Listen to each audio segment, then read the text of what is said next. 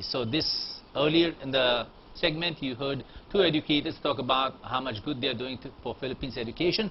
Right now I have a gentleman, an Englishman, who has come into the Philippines and has been here for less than a year, and he's put up a software solutions company, but he is a Silicon Valley entrepreneur, and his name is Vernon. He's going to tell us about what he's doing in the field of education using technology. Mark, welcome to Expat Insights.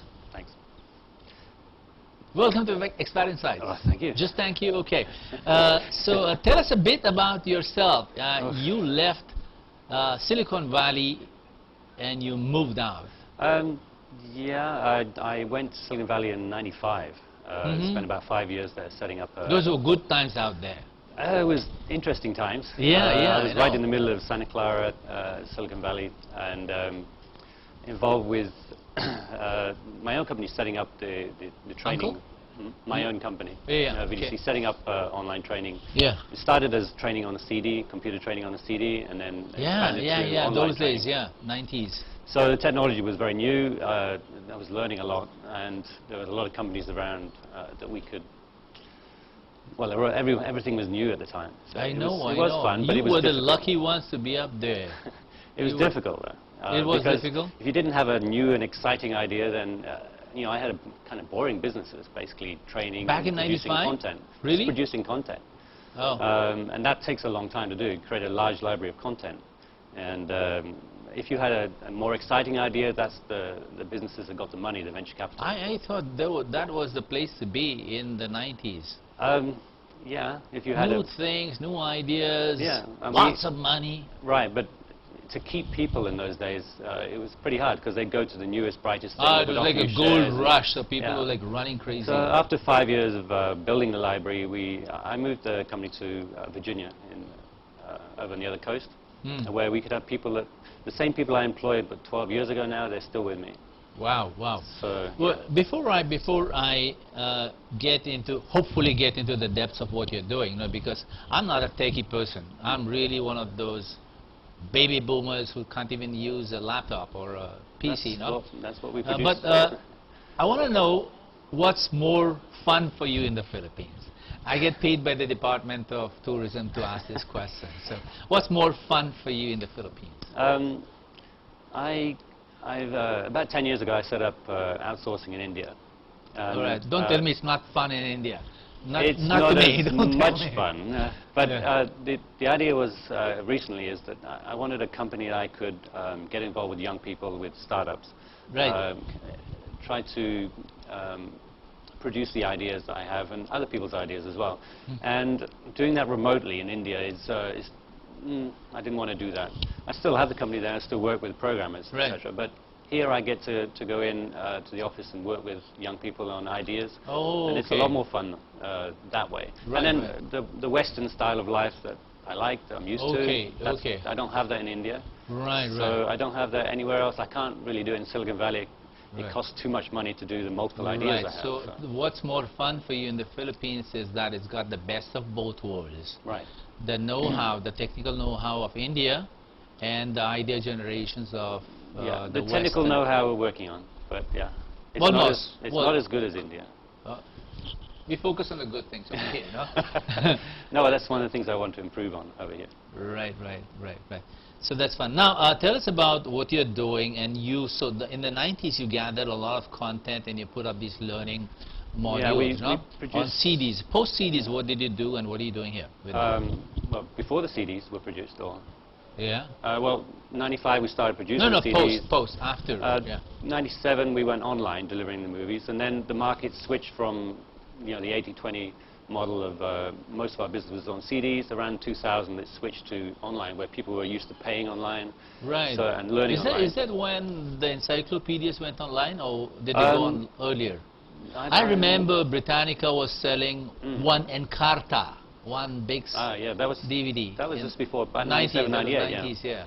It was an ongoing process of putting stuff online. Yeah. So our model switched, and then suddenly we were delivering and teaching a lot more people online than on CD. We still sell CDs now. We're switching over to USB rather than CD now. But most of our content is taken online. It's all streaming videos, 100,000 videos. Everything's of that. on the cloud. Moving, everything's on the cloud.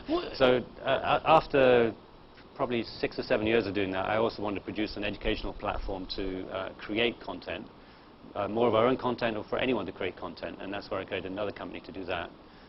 Your first company was called VTC, is that right? VTC, which I still have. And it still exists. It's still now. Does it function out of USA or? Yes, yeah. Or the just main space? office, the main office is in Virginia, and all the production is done there. All the authors are American, so it's just we have a production model going over there. It works quite well. And you don't even go there. You don't even have. I go there. I have really good managers that do everything for me. Wow. I go there once every year, but.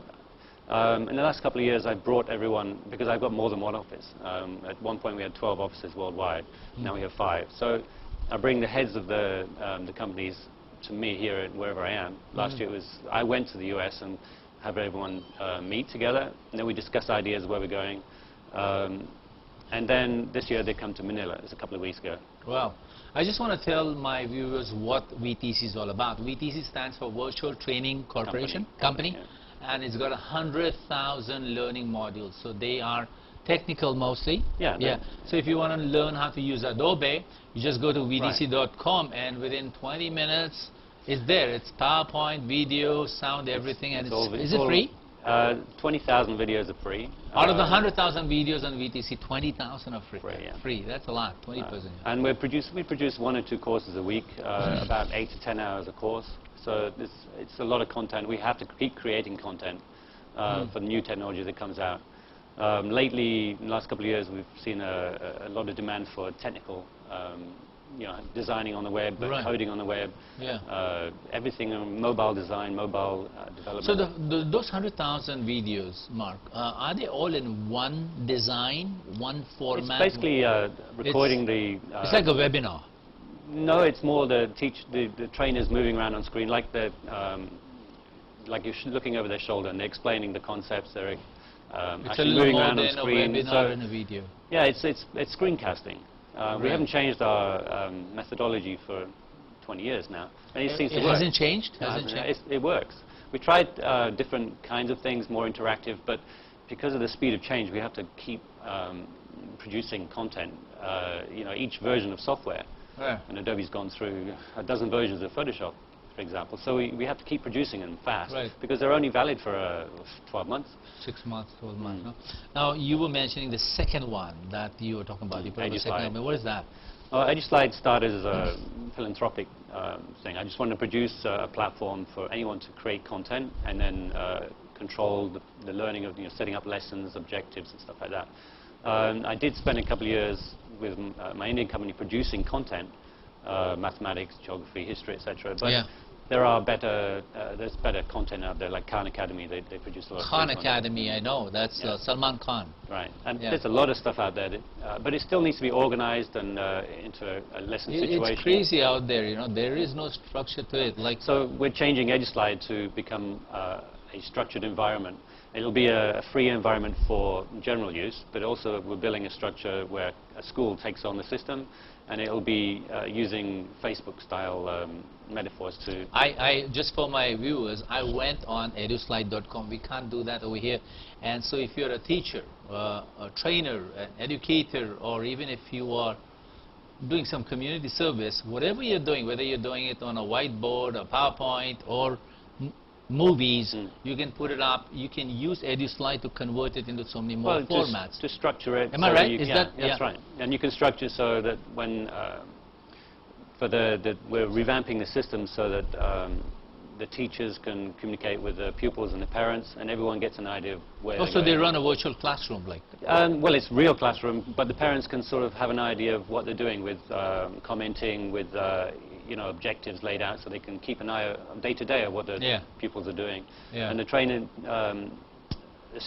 teacher could say, right, we've got a class next week, and here's some resource material, learn up about it before we take the class, and then during the class they can set objectives and just keep an eye on what the students are doing through the system. It's just a method, just a system for managing the content. But it's amazing. But use technology for what it's good for. It's Yeah, not but going to replace training, but it's going to help the you're going to educators. enhance, you're going to support it. So, Mark, this is fabulous stuff. You know, I mean, this is like cutting-edge technology in education. This is where the future lies, or it's at least creating the future, no? Right? What you put up, 100,000 videos and EduSlide, and I'm sure you're putting a lot more, no? I'm working on quite a few new ideas. Some are involved in education, especially adult education for software. And in the Philippines, Software. yeah, well, I came here a year ago and set up a company, what, 7 months ago. And Zero Soft. And it's a software incubator, so I can develop ideas. And one of my problems was that I really can't get the quality of staff that I need. And they've gone to college and I've taken from college, but they need training for another year or two. So When you say who, are you talking about they? college students, IT students. Out of students from Filipino universities, Yeah. Engineering students from Filipino Right, universities. computer Okay. science graduates. Yeah. And I think I'm not the only company to have this problem. They join a company and they need retraining because Yeah. I don't think they're taught what they need to do in the companies. And these, like the modern stuff that they need to learn, I don't think they're being taught because things change so quickly. That was my question. In fact, that is one of the concerns of educators out there, is that how do they teach what is being applied today? Because there's usually a gap. You just mentioned it that technology is improving at the speed of light, every 6 months, 12 months. So by the time they find out what's happening, incorporate it in the curriculum, teach it, transfer it, things have changed. So how do they catch up? So my question to you, as an idea person, as an idea man, as an idea generator, how do we address that? Okay. In the Philippines, I'm going to try a pilot project with Miskio.com, and that's Miskio.com. Miskio, yeah. What does that mean? It's very hard to make up domain names these days. Oh, so it's something that rolls off the tongue that people remember. XYZ.com. Yeah. And it will be a place where companies can post jobs, people can look for jobs, but also I'm going to integrate VGC content and testing, so that I can train people online with the latest technologies, the latest stuff they need to learn. And I'm going to be tailoring it by adding more courses suitable for BPO industries over here as well. Cite me an example. What will happen? If I was a BPO, if I was providing writing content, blogs, articles, editing, what have you, for magazines and stuff, whatever I was doing, how would I be able to use what you are trying to create? How would I be able to also teach students in college what I'm learning now? Sorry, I don't understand the question of how a BPO would No, use how would you bridge the gap between what's happening in the industry and what's happening in schools and colleges? Well, I probably want to meet with a lot more colleges to either suggest using curriculum that we created, which is up to date, or creating content that's suitable for both sides. Same for BPOs. Each BPO is going to want a different style of training, so maybe we can cater to their needs by putting the stuff online. But what we've done in the last 20 years is the capability of creating content very quickly. So we can do a course in 4 to 6 weeks, whereas usually it would take 9 months a year to do content. When writing books, it takes 9 months to create a book on any technology subject. So using this method, we just produce content a lot faster, which means it's more current and can be used immediately. And then as technology changes, like in the last couple of years, it's mobile technology. That's not taught in the schools. If I want someone to create a mobile application, I'm going to have to teach them. And there's so many technologies, like 6 months ago, now there's different technologies that can be used, and that needs to be taught. People can learn it themselves, or we can teach them. We can support. We can provide a structure to teach. So them. all these things that are happening in technology, in education, and in the industry, they're happening at such a speed, such a rate of the momentum so high. How do you? What will happen 5 years down the line? What do you think will happen? Do you kind of have a gut feeling on that? I just think there's so much content available. It's hard to know where to go to learn what you need. So I don't think, in 20 years we haven't changed our teaching method. Watching video, watching someone actually doing the stuff and then learning how to do it themselves. Right. That's difficult to. We tried different systems, where you actually go ahead and they say move the mouse, do this, and really it's better just by watching and doing, especially when it comes to graphics and stuff that's it's not easy to teach interactively. Right. So there's no way that we'll be able to download know-how into somebody's head yet. I wish. From non-organic to organic. No, not yet. It hasn't changed in a long time. Just you watch and you learn and you absorb. So good. So you shared with us 3 companies: VTC, EduSlide, and the third one was Miskio. Is that all Miskio is going to do? Yeah, jobs, freelance projects, and training and testing. Because I've got a lot of people that come present their CVs for job vacancies we have, and I'm not really sure if they know their stuff. Right. So I need to test them. It's like a filter to at least give me an idea, do they know their stuff or not. So I'm not the only company with this problem. So I'll be putting tests on based on the content that they're learning. What are your plans for yourself? I'm going to create a few companies here from Philippines, use this as a testing ground, and see what I can do. I like living here. I like the people. I like working with people that smile and they have a good work ethic.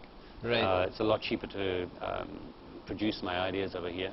Yeah. And who knows, some of these ideas will grow, some will be just fun to work on. So tell me, was it easy setting up business here, setting up shop here?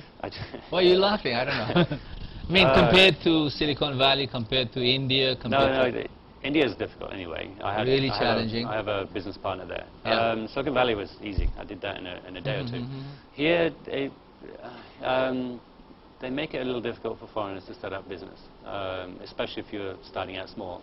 You're a big corporation, you can throw lots of money at it, you can do it. But I set it up, I started going around the offices. There's a one-stop shop to set up businesses, but it's not really, you can't, they just send you where you need to go. But it's a start. I spend quite a bit of time at DTI, and you've got to make sure you fill in all the forms. They have a lot of forms to fill in over here. And I almost gave up when I got to the City Hall stage. I almost gave up, but I had someone come in, the current managers of my company. What's an ideal way to set a business for you? Find a Filipino manager. No. Not a shortcut method. Oh, right. A legit, proper method. What would it be for you if Philippines was able to reset and redesign? Just have a better online system to quickly set it up, like you set up limited companies in England. No, U.S. Or the U.S.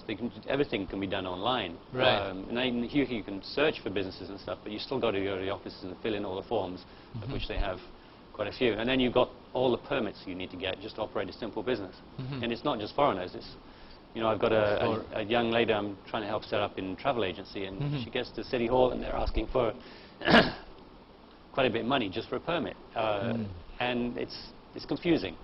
So it makes I think it puts a lot of people off setting up small businesses. So they should be make it easier for more smaller businesses. Because from the small business that grows. Not just for large investors, right. Not for corporations, but for small businesses. And not just for foreigners, it's for everyone, people as well, including for Filipinos. Okay. Now, when I met you a few days ago, and you said you're the idea man. I mean, you just create ideas. You don't create stuff. You just very important, no? So what is your technique on generating ideas? Your personal technique. What do you do? Well, once Smoke, you've got the drink, idea, light up a cigar. No. I read a lot. I research a lot. I look at trends, etc. And then I think you might be referring to mind mapping. No, I wasn't referring to anything. Yeah. A lot of ideas that take place while sitting in the bath for a couple of hours and just Eureka! Especially in the bath. And you can think over ideas and then you start putting them down on, in my case I use iPads to mind map and then share those ideas with others to try and get some feedback and then start putting that into practice with small demos. All right. Mark, it's been a pleasure having you here. Thanks for sharing the wonderful things you're doing with VTC and eduslide.com, and a lot of it is free. No? Yes. Now, is there anything you want to share with your team here at ZeroSoft or with the Filipinos that you've started to work with? Do you want to say mabuhay, thank you very much, or whatever you want to declare? I'd say my Tagalog. That's your TV then. Your Tagalog's good? My Tagalog is non-existent at the moment. I should learn more. Okay. But to my team, I say, well done for the work you've done, and as we go forward, let's do some good stuff. And your team in Tamil Nadu, how about them? Also Tamil working Nadu or hard, Kerala? but Kerala. In Okay. Kerala, I'll be inviting some of my guys over to Philippines to teach and to guide some of my guys here, so we can mix the best parts of both countries. Sige, salamat po, and good luck in everything you do, and God bless you on your journey. May you change the world very quickly. No? So that was Mark Vernon, of the CEO of ZeroSoft Corporation, and he's here in the Philippines doing good. Next week on Expat in Science, we'll have 3 Afghan gentlemen, which is a rare thing for Expat in Science because we've never had people from the Middle East, and they are here to do some work with the Department of Labor in terms of what's happening in Afghanistan and helping people who have been disabled by the war. So stay watching Expat in Science. I'll see you next week. I'm your host Raju Mandhyan. Good night and have a great weekend.